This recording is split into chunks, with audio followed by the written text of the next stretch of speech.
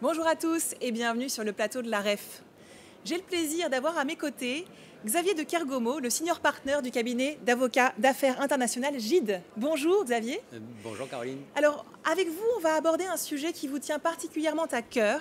Il s'agit de la transformation de la responsabilité des entreprises dans la société et la prise en compte croissante des enjeux RSE dans leur stratégie. Alors, ma première question, dans quel contexte s'inscrit la transformation de la responsabilité sociale des entreprises ? Alors le contexte, c'est l'urgence. L'urgence économique avec les conséquences de la crise financière qui n'en finissent pas. L'urgence sociale et sociétale, on a vu la crise des gilets jaunes en France, mais on voit aussi au niveau européen, au niveau mondial, des pays qui ont tendance à basculer dans le populisme ou l'extrémisme. Et l'urgence climatique, bien sûr, je pense qu'aujourd'hui, personne de bonne foi, en tout cas, ne peut contester cette urgence climatique. Dans ce contexte-là, il me paraît intéressant de souligner deux éléments sur le plan strictement capitaliste. D'une part, c'est le dirigeant de BlackRock. BlackRock, c'est le premier gestionnaire d'actifs mondial et son dirigeant qui indique que les entreprises durables, c'est-à-dire celles qui s'investissent dans le développement durable, seront de son point de vue les plus performantes. Ça me paraît très important parce que dès lors que les investisseurs déterminent que les entreprises les plus performantes seront celles qui s'investiront dans le développement durable, évidemment, les entreprises vont bien être obligées d'en tenir compte. Deuxième élément à signaler, le Business Roundtable aux États-Unis qui réunit les plus grandes entreprises américaines où il y a eu une déclaration comme quoi leur objectif n'était plus seulement de développer la valeur actionnariale de l'entreprise, mais aussi de prendre en compte l'ensemble des intérêts des parties prenantes.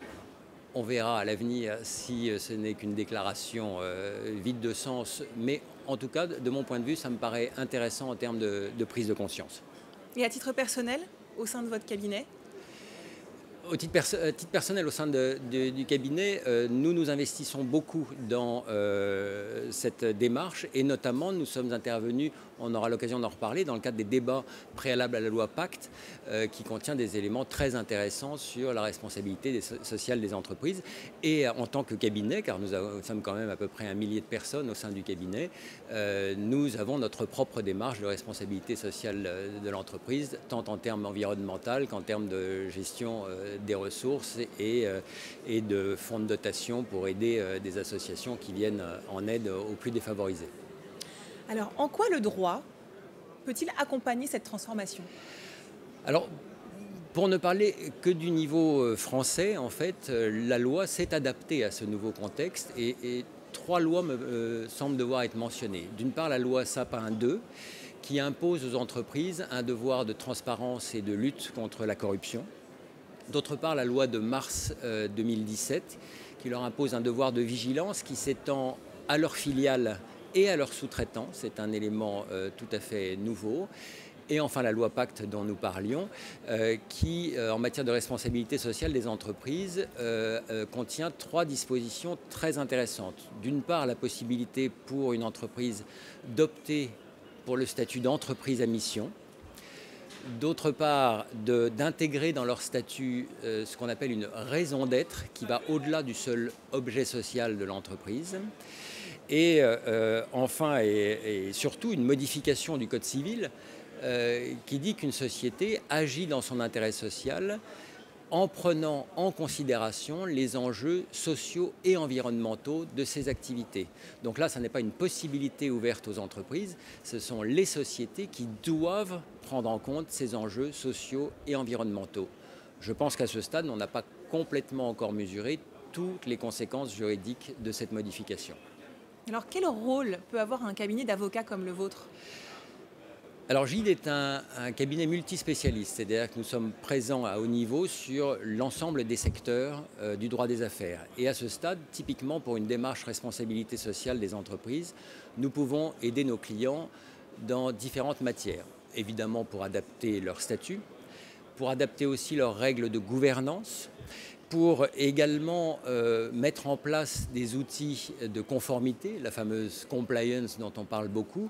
C'est très important, c'est-à-dire qu'il y a à la fois l'identification des risques et la mise en place d'outils de nature à prévenir ces risques. C'est évidemment très important.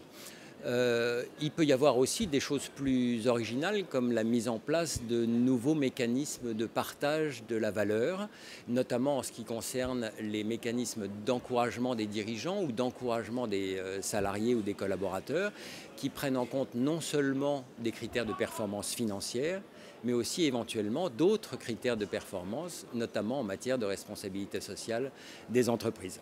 Pour conclure cette interview, vous avez accepté de vous prêter au jeu de notre petite capsule originale. Vous avez choisi la thématique « Si j'étais président ». Sous-entendu, président de la République. Oui. Alors, vous êtes prêts? Tout à fait. Le pays dont vous vous inspireriez dans son modèle social et économique? Il y a sûrement des choses à changer, mais la France me plaît bien. La mesure que vous mettriez en œuvre immédiatement? Une négociation au niveau de la zone euro en vue de la mise en place d'un plan de financement des retraites. Je pense qu'aujourd'hui, les mesures nationales, et notamment les mesures envisagées en France, ne sont pas du tout à la hauteur des enjeux. C'est-à-dire que ce n'est pas en reculant l'âge de la retraite de 2 ans qu'on réglera le problème qui est un problème démographique très important et dont on n'arrivera pas à régler, à mon avis, sans mettre en place un plan de financement des retraites au niveau européen, puisque tous les pays européens ont ces mêmes problèmes démographiques. Donc je pense que ça doit se négocier au niveau de la zone euro. La solution que vous proposeriez pour renouer le dialogue social? Mais précisément dans ce cadre-là, je pense qu'aujourd'hui, le dialogue social est extrêmement tendu.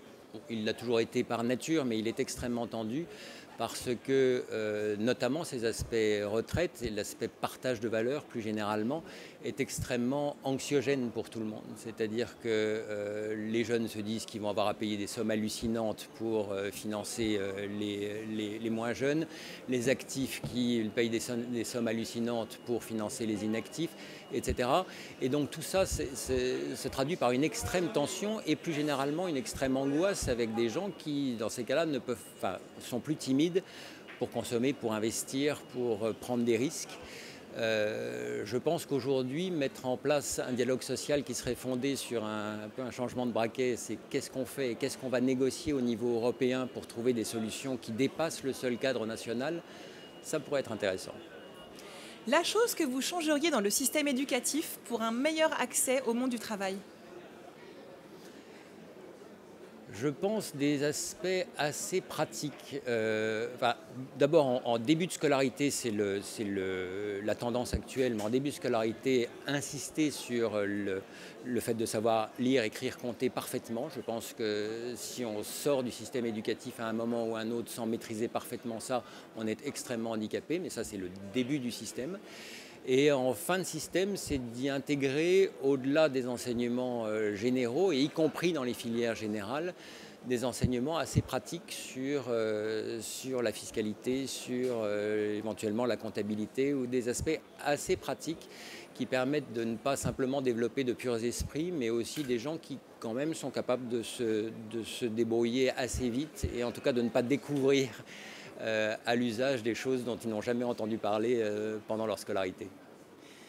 Je me reconnais dans ce que vous venez de dire. Alors enfin, votre secret pour vous ressourcer et retrouver le plaisir et l'énergie dans des périodes de fortes turbulences?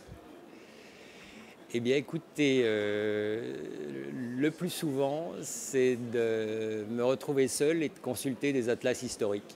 Ça me détend, voir des cartes anciennes, pas nécessairement très anciennes, mais des cartes du 19e ou du 20e siècle, l'évolution des frontières, l'évolution des grandes tendances entre les différents pays. Ça me détend, c'est complètement hors contexte et ça me permet de me ressourcer.